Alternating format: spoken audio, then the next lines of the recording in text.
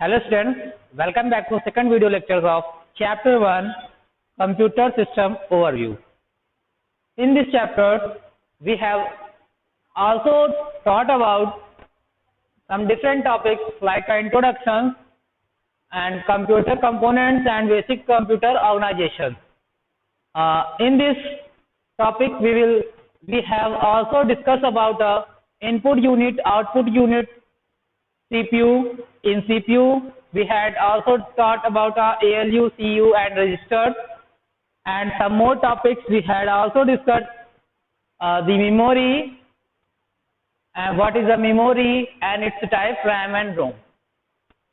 Okay students, so today we will start cache memory. What is a cache memory?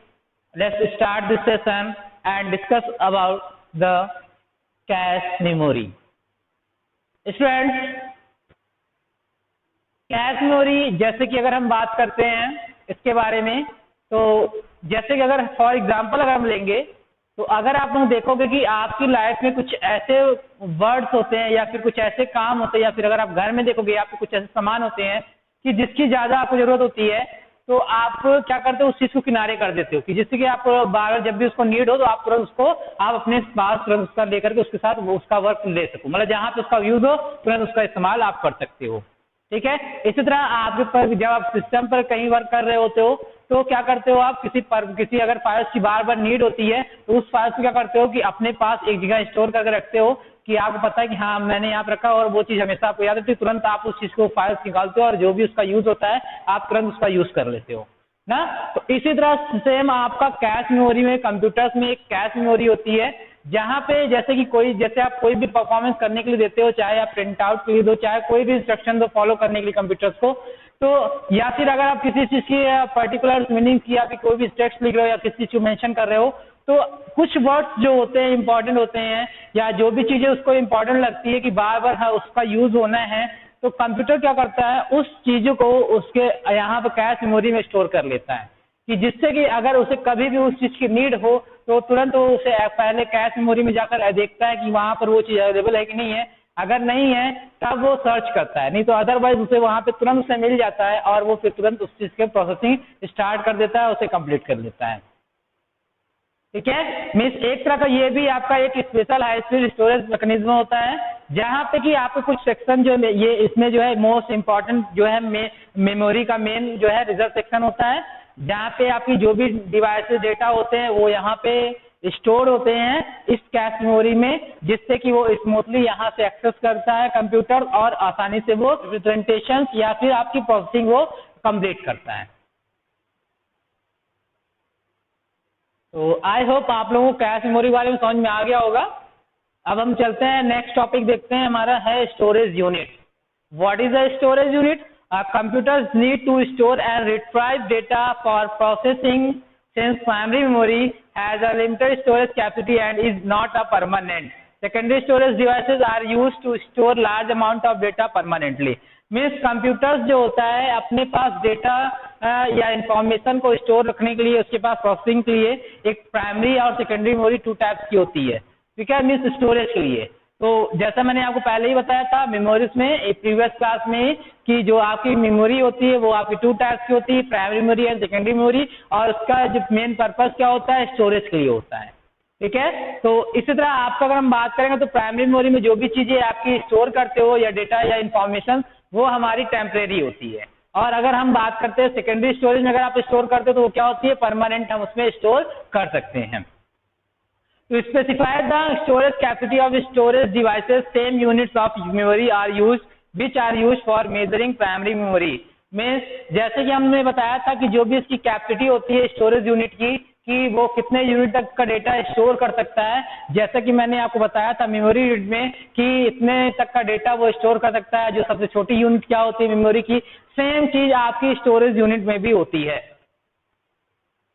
जैसे मैंने बताया था ना आपको भी सबसे छोटी यूनिट क्या होती है, बिट होती है, फिर 1 बिट की उसमें वाला कितने निबल्स उसके बाद होता है, फिर बाइट होता है, गीगाबाइट होता है, टेराबाइट होता है। वो सारी यूनिट में ये क्या होता है, उसकी कैपेसिटी को शो करता है कि हम मेमोरी में कितनी कैपेसिटी तक हम डेटा स्टोर कर सकते हैं। तो वही यहाँ पे यूनिट को शो करता है, सेम चीज जो कि हमारी प्राइमरी एंड सेकेंडरी स्टोरेज में हम यूनिट का यूज करते हैं, वही चीज हमारा स्टोरेज यूनिट में भी यूज होता है। चलते हैं कुछ स्टोरेज डिवाइसेस के बारे में बात कर लेते हैं कि कौन कौन से स्टोरेज डिवाइसेस हैं और उसका कैसे हम यूज करते हैं। तो पहला अगर हम बात करेंगे तो सबसे पहला आपका होता है हार्ड डिस्क। जो सबसे पहला आपका होता है स्टोरेज यूनिट में वो होता है आपका हार्ड डिस्क। स्टूडेंट्स आप लोग जानते हो हार्ड डिस्क होता क्या है और आप लोग इसका यूज भी करते हो ना। तो the hard disk memories store information one और मोर circular platters which are continually spinning.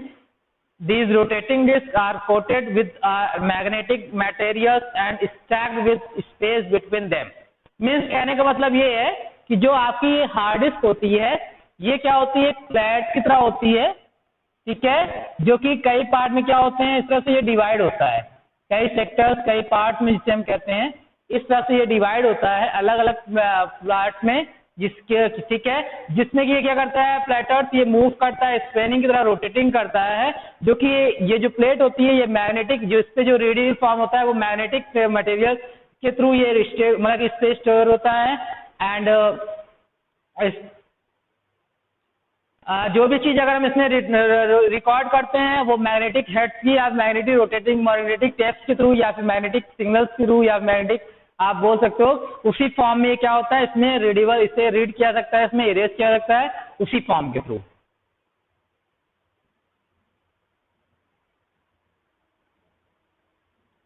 ठीक है, मिस मैग्नेटिक हेड्स कह सकते हैं या मैग्नेटिक स्पॉट के थ्रू, इसमें हम क्या करते हैं, इसे रीडेबल फॉर्म में बना देते हैं या फिर इसको हम आसानी से यहाँ से हम इरेज भी कर सकते हैं, वो सब सारा काम मैग्नेटिक फॉर्म का होता है। फिर नेक्स्ट हमारा होता है मीन्स ये कई सेक्टर में भी डिवाइड होते हैं, जो कि अगर हमें कोई भी स्टोरेज करना होता है तो ये क्या होता है, सेक्टर बाय सेक्टर उस डिवाइस जो भी स्टोरेज डेटा होते हैं, इंफॉर्मेशन होते हैं, उसे सेक्टर बाय सेक्टर क्या करता है, स्टोर करता है, और ये ऑटोमेटिक उसे क्या करता है, उसे सिक्वेंसली फॉर्म में ऑटोमेटिक उसे स्टोर कर लेता है। फिर सेकेंड हमारा होता है कॉम्पैक्ट डिस्क, जिसे हम शॉर्ट फॉर्म में कहते हैं सीडी। शॉर्ट फॉर्म में अगर हम कहते हैं इसे हम सीडी, ये कॉम्पैक्ट डिस्क होता है। तो the compact disc are optical media, the CDs are relatively cheap and have a storage capacity of up to 700 MB। Means ये चीप स्टोरेज, इसमें कम से कम स्टोरेज होता है, मीन्स लगभग इसकी जो स्टोरेज कैपेसिटी होती है वो 700 MB होती है। इसमें कई तरह की टाइप्स सीडी में आते हैं, आपके सीडी के टाइप्स आते हैं, सीडी रोम होता है, इसमें जो टाइप्स की अगर हम बात करेंगे तो इसमें होता है पहला सीडी रोम होता है, मीन्स सीडी रोम मतलब होता है कि compact disc read only memory. Means इसमें क्या होता है, अगर जो भी सीडी जो होती है, अगर जो भी चीजें हम इसमें स्टोर करते हैं वो सिर्फ रीडेबल फॉर्म में होती हैं, इसे हम इरेज नहीं कर सकते हैं। फिर अगर हम बात करते हैं सिर्फ सीडी आर की, अगर हम बात करते हैं CDR, इसका फुल फॉर्म होता है compact disc recordable. Recordable means होता है कि it is the mainly use for CDR and can be written on only once and disc can not be erase. अगर इसमें एक बार हमने मेंशन कर दिया कोई भी डेटा, तो अगर लिख दिया तो उस पे हम उसे फिर इरेज नहीं कर सकते हैं। फिर हम बात करेंगे नेक्स्ट जो हमारा थर्ड है वो है CDRW। इसका फुल फॉर्म होता है कॉम्पैक्ट डिस्क रीराइटेबल, मीन्स कि CD write in an erasable disc you can write on multiple times. हम जब चाहे तब इसमें जितनी बार चाहे लिखना चाह सकते हैं, इरेज करना चाहे तो हम इरेज कर सकते हैं। फिर अगर हम बात करेंगे इसके फोर्थ पार्ट की, स्टोरेज यूनिट की, क्योंकि ये पहला आपका था और ये सेकेंड था और इसके ये तीनों पार्ट थे सीडी के। अगर हम फोर्थ की, अगर इसकी थर्ड पार्ट अगर हम बात करेंगे, थर्ड आपका होता है स्टोरेज यूनिट की डीवीडी। इसका फुल फॉर्म होता है डिस्क विजुअल डिस्प्ले, ठीक है, या एक तरह से ऑप्टिकल स्टोरेज डिवाइस होता है that looks the same as a compact disc but it is able to hold about 15 times as much information and transfer it to the computer about 20 times as fast as a CD ROM. Means इसमें हम काफी सारे devices हम multiple times store कर सकते हैं और यह एकदम सिंपल सा कॉम्पैक्ट डिस्क की तरह ही दिखता है। इसमें हम 20 टाइम्स ये फास्ट वर्क करता है अगर हम कंपेयर करते हैं CD से। तो इसके भी ये टाइप 3 टाइप्स के होते हैं आपके, DVD रोम, DVR-W, ठीक है। अगर हम बात करते हैं DVD रोम,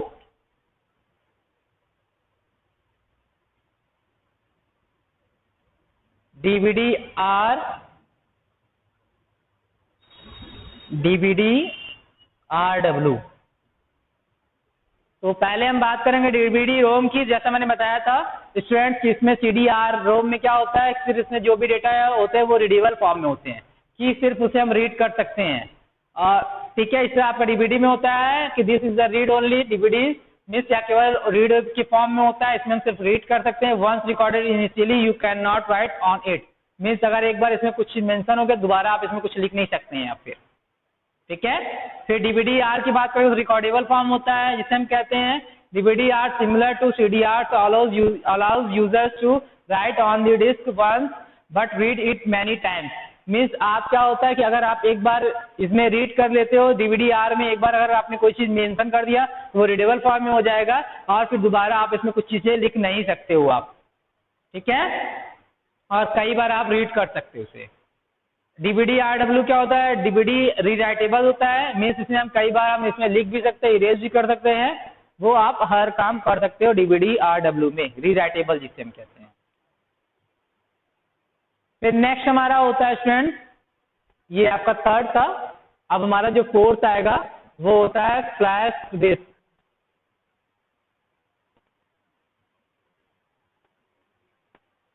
फ्लैश डिस्क क्या होता है, flash drive is a small ultra portable storage device with a solid state memory. Means एक या जो है आपकी एक स्मॉल डिवाइस होती है, अल्ट्रा पोर्टेबल स्टोरेज डिवाइस है, जो कि आपकी सॉलिड स्टेट मेमोरी के साथ ही आपकी ये बनी हुई होती है। It has no moving part unlike magnetic storage device, means इसमें कोई भी मूविंग पार्ट नहीं होता है, जैसे कि आपने पहले अभी आपने देखा CD हो गया चाहे DVD हो गया, ये कोई मूविंग पार्ट नहीं है कि आप आसानी से मूव कर लो इसे, ठीक है, ये एक तरह से फिक्स होता है एक तरह से। And it make users of lasers, इसका जो हम इसे जब बनाते हैं तो एक लेजर लाइट होती है, लेजर के थ्रू ये क्रिएट की जाती है। अनलाइक ऑप्टिकल ड्राइव, ठीक है, ऑप्टिकल ड्राइव तो ये मतलब उसके एक्सेप्शनल बोल सकते हैं कि ऑप्टिकल डिवाइस की तरह ये नहीं होता है। It works in similar way to RAM, या जो एक जैसे आपका रैम काम करता है, रैंडम एक्सेस मेमोरी, सेम इस तरह से ये भी वर्क करता है। The key difference is that data is retained in flash memory even when the power is switched off.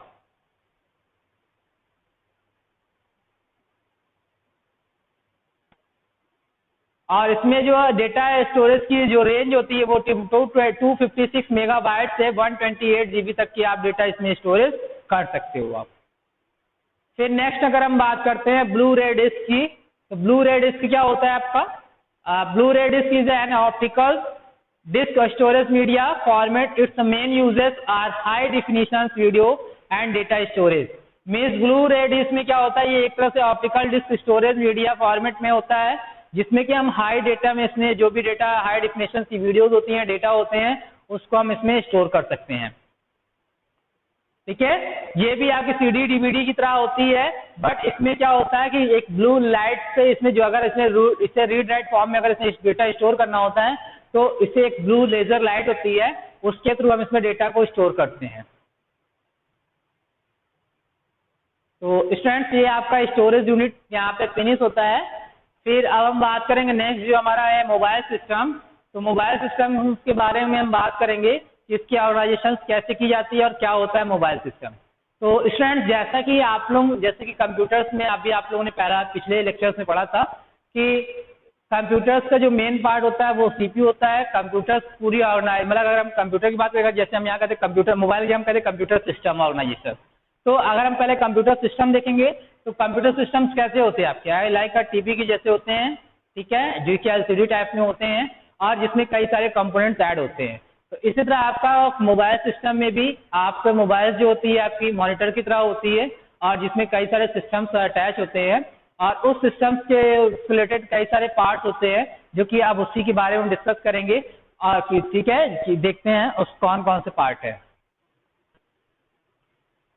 तो स्टूडेंट्स यहाँ पे आप देख सकते हो कि किस तरह से ये मोबाइल का सिस्टम्स है, इसमें कौन कौन से पार्ट्स आपके अटैच होते हैं मोबाइल के अंदर। जैसे कि डिस्प्ले सब सिस्टम्स हैं कि जो भी हमारे स्क्रीन पर जो होता है वो किसी डिस्प्ले सब सिस्टम के थ्रू ही वो स्क्रीन पर शो करता है। फिर कैमरा यूनिट है कि कैमरे जो आपके वर्क करते हैं इसी कैमरा यूनिट के थ्रू इसका भी एक पार्ट लगा होता है। फिर एक सीपीयू पार्ट होता है, जैसे कि हमारा कंप्यूटर्स का जो ब्रेन होता है जिसे हम कहते हैं सीपीयू। इससे अगर हम मोबाइल के ब्रेन की बात करेंगे तो उसका भी ये पार्ट होता है सीपीयू का। ठीक, फिर इसमें आपकी स्टोरेज होती है, स्टोरेज कैपेसिटी, जैसे हमारी मोबाइल इसमें एक सिस्टम में होता है स्टोरेज कैपेसिटी की पार्ट, इस तरह इसमें भी होता है आपका। फिर इसी तरह अलग अलग स्टोरेज पार्ट है आपके, रैम रोम है जो कि इस तरह। फिर पावर मैनेजमेंट की, जैसे कि आपको मोबाइल का बैकअप होता है, कितना उसे पावर क्या देना है, कितनी उसकी बैटरी का है, उसी के बारे में से पावर मैनेजमेंट के बारे में बताया गया है। ठीक है, फिर तो चलते हैं हम इसे वन बाय वन हम डिस्कस करते हैं और फिर उसके बारे में हम बात करें। देखते हैं, सबसे पहले हम डिस्कस करते हैं सबसे पहला कि हम इसके ब्रेन के बारे में बात करेंगे। ब्रेन के कि स्टूडेंट्स इसमें क्या होता है कि सबसे पहला पार्ट आपका होता है जिसे हम कहते हैं सीपीयू। सीपीयू भी क्या होता है आपका कंप्यूटर आपके स्मार्टफोन का ब्रेन होता है। The CPU receives command, makes instant calculation, play audio video, stores information and send signal through out the videos. Means जो भी आपके डिवाइस मीन्स जैसे कि आपका कंप्यूटर सिस्टम में क्या होता है कि प्रोसेसर का काम क्या होता है कि हर एक आपके द्वारा दिया गया इंस्ट्रक्शन, चाहे वो वीडियो फॉर्म में हो, ऑडियो फॉर्म में हो, चाहे टेक्स्ट के फॉर्म में हो, उसके आपके इंस्ट्रक्शन को एक्सेप्ट करना एज ए इनपुट के रूप में और फिर उसके अकॉर्डिंग उसकी प्रोसेसिंग करना। तो सेम काम यहाँ पे भी होता है कि मोबाइल में भी जब आप कोई भी इंस्ट्रक्शन मोबाइल को देते हो तो वो क्या करता है कि उसको उस इंस्ट्रक्शन को सीपीयू उसकी प्रोसेसिंग करता है कि आपके द्वारा दिया गया इंस्ट्रक्शन क्या है और इस इंस्ट्रक्शन के अकॉर्डिंग ये क्या करता है, प्रॉपर वर्क करता है कि उसे करना क्या है। तो सीपीयू आपका 3 पार्ट्स में होता है। पहला आपका होता है एपीयू, सेकंड होता है आपका जीपीयू एंड थर्ड होता है आपका कम्युनिकेशन प्रोसेसर।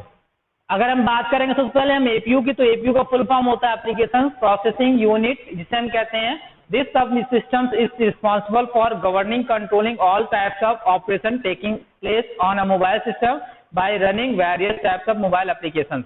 मीन्स इसको एप्लीकेशन प्रोसेसिंग यूनिट बोलते हैं, जैसे कि आपके मोबाइल में कई सारे एप्लीकेशन ऐप्स होते हैं जो कि आपके रन करते हैं। ठीक है, तो हर एक के जो भी आप चाहे वो ग्राफिक टाइप को चाहे जैसे भी हो उस मतलब कि एक तरह उसके लिए ये रिस्पॉन्सिबल होता है और उनको कंट्रोल करता है जितने भी टाइप्स के आपके ऐप्स होते हैं मोबाइल सिस्टम के अंदर, कि वो कैसे रन करेगा, उनको कैसे कंट्रोल करना है, वो सब सारी इसकी फैसिलिटी इसके अंदर होती है एपीयू के अंदर, कि हर एक ऐप के जितने भी ढेर सारे ऐप्स होते हैं उनको हैंडल करना, उनकी प्रोसेसिंग को देखना कि कैसे वो रन करना है, क्या उसकी प्रोसेसिंग, वो सब पूरी हैंडल काम होता है एपीयू का। फिर अगर हम बात करते हैं जीपीयू की, तो जीपीयू क्या होती है आपकी ग्राफिक प्रोसेसिंग यूनिट होती है। जैसे ग्राफिक्स की आपके कई सारे इमेजेस होते हैं, अलग अलग टाइप्स के बहुत सारी चीजें होती है कि जो कि ग्राफिक्स से रिलेटेड होते हैं, उन चीज की प्रोसेसिंग को ही हैंडल करना जीपीयू का काम होता है। रिजोल्यूशन ये तो आपके वीडियोस के शो करना, वो सब उसकी ग्राफिक्स अलग अलग डिफरेंट किसे, वो सब इसका काम होता है। फिर हम बात करते हैं कम्युनिकेशन प्रोसेसर की, तो कम्युनिकेशन प्रोसेसर क्या होता है, this sub unit is responsible for making and receiving phone calls on mobile handset. Means इसका काम क्या होता है, कम्युनिकेशन, जैसे नाम ही इसका है कि जब आप किसी फोन को कॉल को करते हो और रिसीव करते हो तो उसको कैसे हैंडल करना है, उसका काम, इसका काम ही क्या होता है, कम्युनिकेशन प्रोसेसर का होता है। क्योंकि आपके सिम पहले आपके इसमें कनेक्शन, आप कम्युनिकेशन के लिए आप क्या करते हो, उस सिम का यूज करते हो, टेलीफोन लाइन का, और सिम का फुल फॉर्म होता है सब्सक्राइबर आइडेंटिफिकेशन मॉड्यूल, जिसे हम कहते हैं। आप सिम का यूज करते हो, सिम में क्या होता है, आपके रेडियो सिग्नल्स के थ्रू आपके सिग्नल्स आते हैं, अप डाउन होते रहते हैं, उसी थ्रू आपका कम्युनिकेशन होता है, आपको सिग्नल रिसीव होता है और सिग्नल आपको सेंड होते हैं। ठीक है, तो इसी के थ्रू आप जो भी कम्युनिकेशन होता है, जब आप डायल करते हो सिग्नल क्या होता है, जो आपके सेंड होते हैं, एंड फिर जब उसको रिसीव होता है, मतलब जो भी जिसके पास कॉल जा रही है जब वो रिसीव करता है उस सिग्नल्स को, रेडियो सिग्नल्स को, तो वो फिर कम्युनिकेट कर सकता है। ये सब जो पूरी प्रोसेसिंग होती है आपकी कम्युनिकेशन प्रोसेसर में होता है। ठीक है, और अगर हम बात करते हैं इसी में ही, तो जो आपके सिग्नल्स होते हैं जिसके थ्रू आप मतलब कि चाहे वो रेडियो सिग्नल्स हैं, वो क्या होते हैं कि एक एनालॉग फॉर्म से डिजिटल फॉर्म में आपके कन्वर्ट होते हैं आपके, चाहे आप कह लो रेडियो सिग्नल फॉर्म से आपके कह सकते हो आप एनालॉग या डिजिटल, मींस 2 फॉर्म होते हैं आपके, analogue and digital form signal जिसे हम कहते हैं, तो उसे ही हम कहते हैं एडीसी और एडस डीएसी। मींस ऑडियो को कन्वर्ट करना, इसमें आप कह सकते हो एक तरह से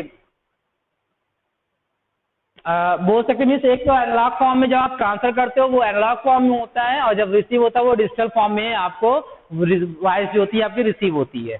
तो वही इस तरह आपका होता है। फिर जब जैसे कि आपके पास क्या होता है, डिजिटल फॉर्म में है, आपने ट्रांसफर किया एनालॉग फॉर्म में, डिजिटल टू एनालॉग हो गया आपका, और जिसको रिसीव होगा वो क्या होगा, एनालॉग से डिजिटल फॉर्म में रिसीव होगा। ये सब पूरी प्रोसेसिंग इसमें होती है आपकी कोडेक में।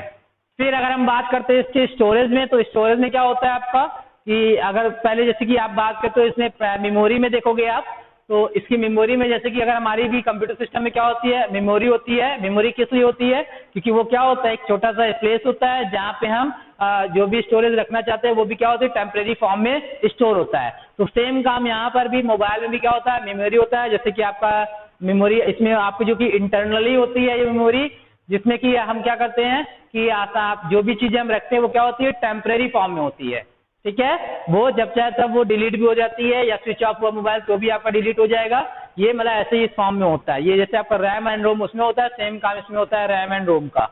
फिर अगर हम बात करते हैं स्टोरेज की, जो मोबाइल सिस्टम है, तो स्टोरेज अगर आप देखोगे तो एक्सटर्नल स्टोरेज क्या होते हैं आपके, जैसे कि लाइक मैंने बात किया था आपको कि the external storage of mobile system is also called expendable storage. इसे हम एक्सपेंडेबल स्टोरेज भी कहते हैं। It comes in the form of SD card और माइक्रो SD कार्ड। मीन्स ये जो है आपके SD card, micro SD card, hard disk, ये इस फॉर्म में आपके स्टोरेज एक्सटर्नल स्टोरेज आते हैं। It is the storage which can be removed easily by you and can be used for storing pictures, music, videos and like। Means इसे हम आसानी से रिमूव कर सकते हैं और इसमें हम जो भी डेटा स्टोर करना चाहते हैं, जैसे पिक्चर्स, म्यूजिक, वीडियोज एंड और भी कई सारे कंटेंट अगर हम इसमें स्टोर करना चाहते हैं तो वो हम इस एक्सटर्नल स्टोरेज में हम स्टोर कर सकते हैं। ओके स्टूडेंट्स, आई होप आप लोगों को समझ में आ गया होगा ये क्या होता है। फिर अगर हम बात करेंगे इसमें कि डिस्प्ले सब सिस्टम की, तो स्टूडेंट्स आपके स्क्रीन पे जितनी भी जो भी स्क्रीन पे आपकी डिस्प्ले होती है, ऐप तो चाहे वो जो भी चीजें हो, वो सब आपके डिस्प्ले सब सिस्टम के थ्रू ही होता है। और इसमें ये डिस्प्ले सब सिस्टम में आपको एक ऐसी फैसिलिटी प्रोवाइड होती है जैसे कि टच सेंसिटिव की। ठीक है, तो इससे हम कहते हैं टच सेंसिटिव इंटरफेस, जो कि आप जब किसी भी स्क्रीन को जहां भी टच करते हो, जिस भी एप्लीकेशन को टच करते हो, वो तुरंत एप्लीकेशन आपका ओपन हो जाता है। तो यही आपका टच सेंसिटिव इंटरफेस का काम करता है कि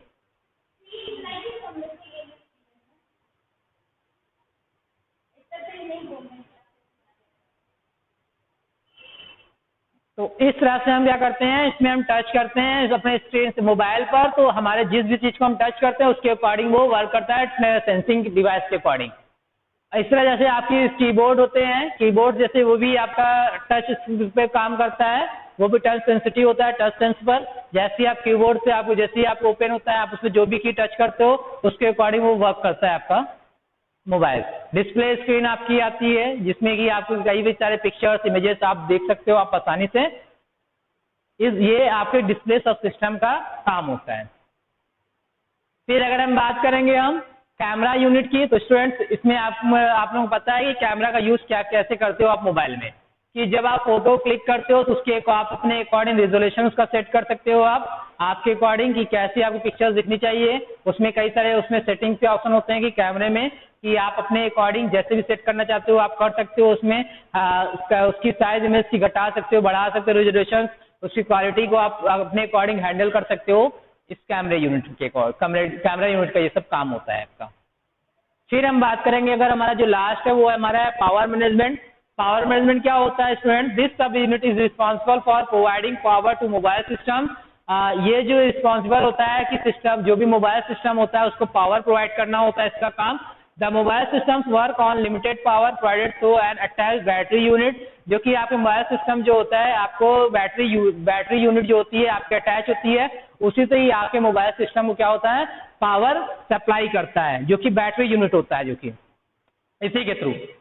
दिस सब system has a battery management system that works with a battery charger, जो कि आपका बैटरी मैनेजमेंट सिस्टम होता है। ये क्या होता है आपके चार्जर से कनेक्ट होता है। चार्जर क्या करता है, इस बैटरी को जब चार्ज करता है, जब फुली चार्ज होता है तो उसके बाद ही आपका मोबाइल क्या होता है वह जैसे जैसे वो चार्ज होता रहता है वैसे वैसे आपका मोबाइल सिस्टम प्रॉपर वर्क में वर्क करता रहता है। अगर फुली चार्ज हो जाता है तो वो काफी देर तक आपका वर्क करता है, जितने अकॉर्डिंग आपकी कैपेसिटी होती है। जैसे कभी कभी आप लोगों ने खरीदते हो मोबाइल, तो आप लोग जब भी परचेज करते हो तो आप सबसे पहले बैटरी बैकअप देखते हो कि कितना ज्यादा है।